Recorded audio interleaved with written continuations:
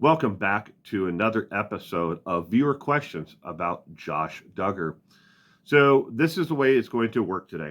I'm going to read the question and then the first name of those who actually asked the question, and understand at the same time that a lot of people ask not only the same question, but they ask questions that are very close to each other. So, I'm trying to generalize the two questions or three or 10 questions together into one. So let's go ahead and jump right into it today.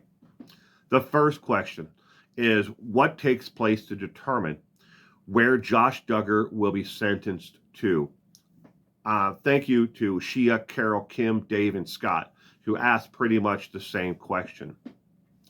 So, this is how it works in the state system and it works in the federal system, where they determine you'll actually be placed in what level of incarceration. If you need a work farm, all the way up to a supermax. That's the levels within the state system, and then the federal system has their own different levels: level 2, 3, 4, 4, 5. Level 1, 2. They have all of the same things, but there's our classification is different from the state level. But they pretty much use the same scoring system, though. But what is a 3 in the state system is a 4 in the federal system. So they're kind of close. What goes into account to determine where Josh Duggar will actually serve out his sentence? It works like this. They will look at one, his health needs now, today, and in the future. And he gets a certain score based on his actual physical health and mental health right now, today. Yes, they take into account both of them.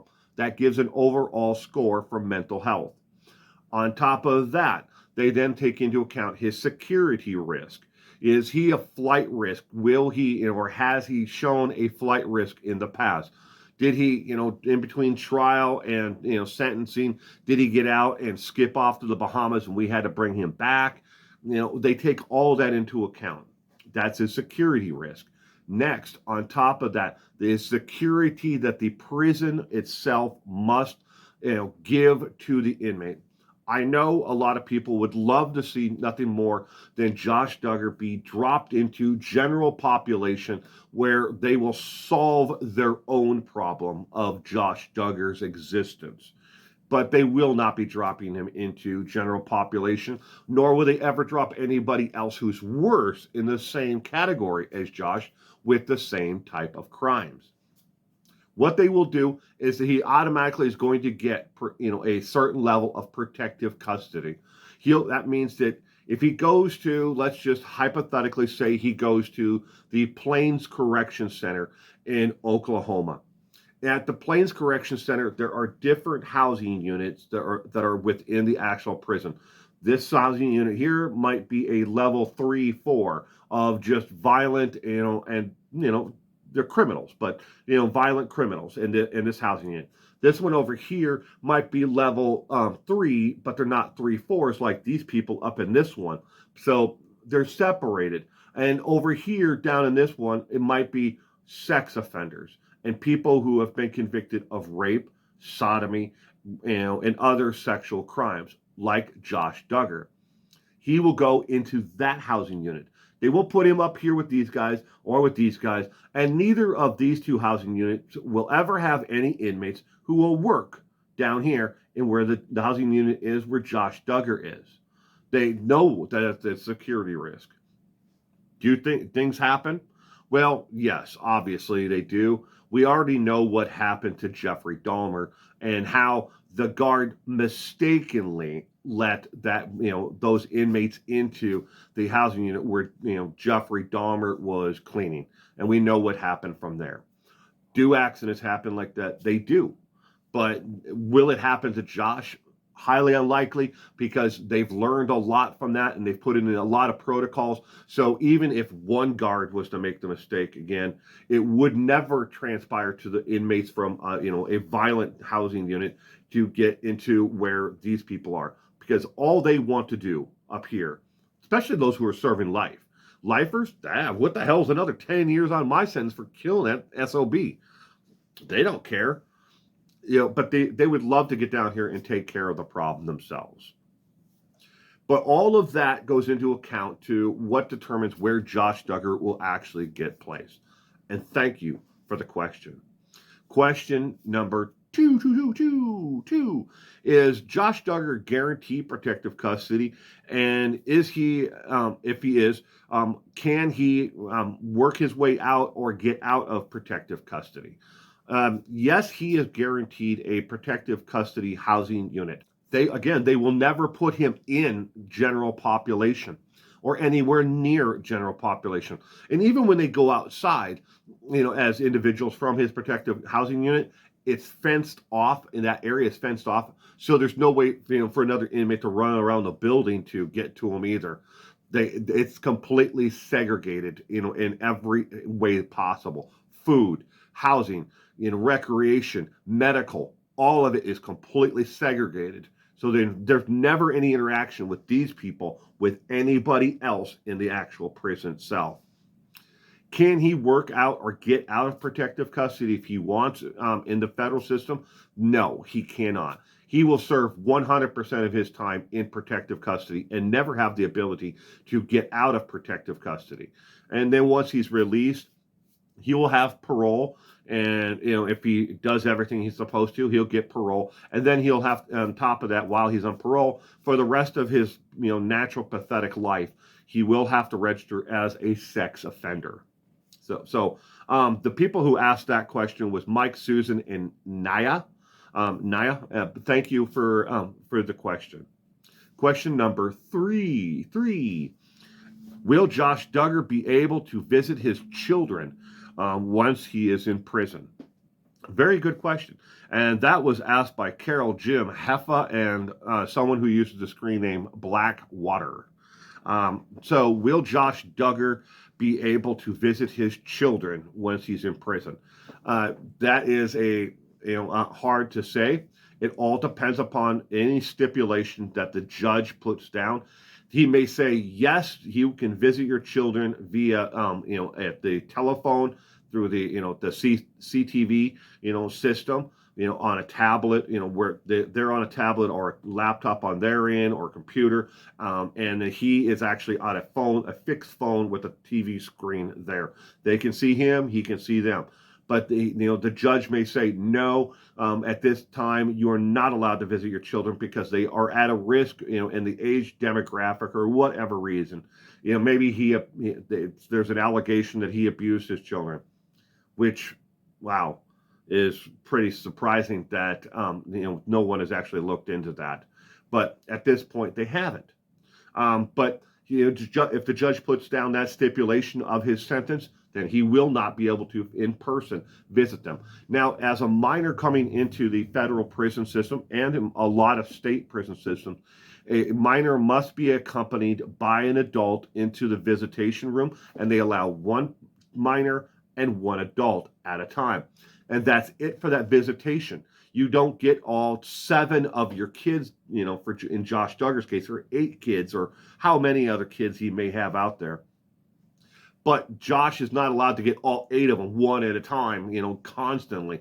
There's a set amount of time, and that's you get to visit that one child. You can't have the other 7 in a waiting room waiting, okay, I'll do 10 minutes with this one, 10. You can't do that. One visitor, one minor child, one adult that must accompany that child into the actual visitation. So if the judge says, again, if no, you are not allowed to have any physical visits from your children, then he will not get any, physical visitations from his children. And there is no way to, depending upon where he goes, I should say this, make sure I'm clear on this. Depending upon where he goes, there is no physical contact with the prisons where he would go and the actual individual. Some do allow a brief, expression of, hey, a hug or a kiss on the cheek or something like that. But for security reasons, no kissing from mouth to mouth between him and Anna. And there are other restrictions, dependent upon the actual place and security that they've put in place for him. If he'll be allowed to do anything like, shake hands even, it can be restricted. But thank you for the question. All right, let's see. Question number 4. Will Jim Bob and Michelle, his parents, be supporting him while he's in prison with gifts and money? This question was asked by T. Zana and Michelle. Will he be getting gifts? Dependent, again, it all depends on what prison he's allowed to go to. Some allow people to send them, the inmate books, but they have to be, from an approved list of books. You're not going to be able to send Josh, pornographic material, completely outlawed, or books on how to escape, from prison, or the vulnerability or blueprints of the prison itself. Not, they don't allow these things. They are not allowed to how to make, a homemade shank to protect your pathetic ass. You're not allowed to send a book on or a pamphlet on that either. I wonder why. But will they be allowed to send gifts? Certain prisons allow it, certain prisons don't. It all depends upon, where he goes. Will they be supporting him financially by putting money on his inmate account? I would have to, at this point, say yes. They have been, since he's been in Washington County Jail. They have been supporting him and Anna and the kids all this time. So it's not like the kids have been going hungry or anything like that, and nor Anna. They've both been, all of them have been taken care of. And they have been putting money on his phone account and his inmate account, which in Washington County Correction, where he's at right now, there's a phone account and there's an inmate account for commissary. So he has been able to get snacks and certain things there from the commissary in Washington County Correction while he's awaiting sentencing. But I would assume that, yes, they will be doing it because they haven't shown any reason to, or expressed anything that says that they will not be. But thank you for the question. Question number 5. Other channels have saying Jim Bob Duggar's friend, the state patrol officer, only got 10 years in prison. Why do you keep on saying he got 40? It's very, easy. I will put on the screen here now his name, and you can Google or Bing or whatever, search engine you use to look up the actual case itself. It's a very simple process to do. You obviously found this video, so you have the internet. I have no idea, and yes, I have seen those actual videos saying that he only got 10 years. He got 40 years. He did 2 different stints in prison, and he is currently serving out a 40-year federal penitentiary prison sentence. He does have additional charges that they may want to file against him at the state level if he ever serves out those 40 years to be sentenced to serve time in the state prison. He's going to die in prison, especially if you figure, take his age now plus a 40-year sentence. I think he'd be close to 90 something by the time he, is released. And inmates don't live into their 90s naturally in the prison system. The health care and the food and everything else severely deteriorates, one's existence. So, and I don't think anybody is going to rush right out there and make sure that these sexual criminals have a better time and a better life and better health system in the prison system, especially when our homeless veterans out here on the streets are dying every day because they can't get the medical treatment. Do we really want to take care of people like Josh Duggar and this guy in prison? Make sure that they get a better, cushier life.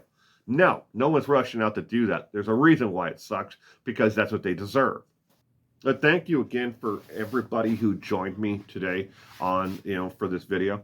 I really do appreciate each and every one of you being here. If you're new here, I really hope that you'll check out some of my other content. If you like it, please consider subscribing. I do, comedy skits, true crime, and I do trivia on this channel every single week.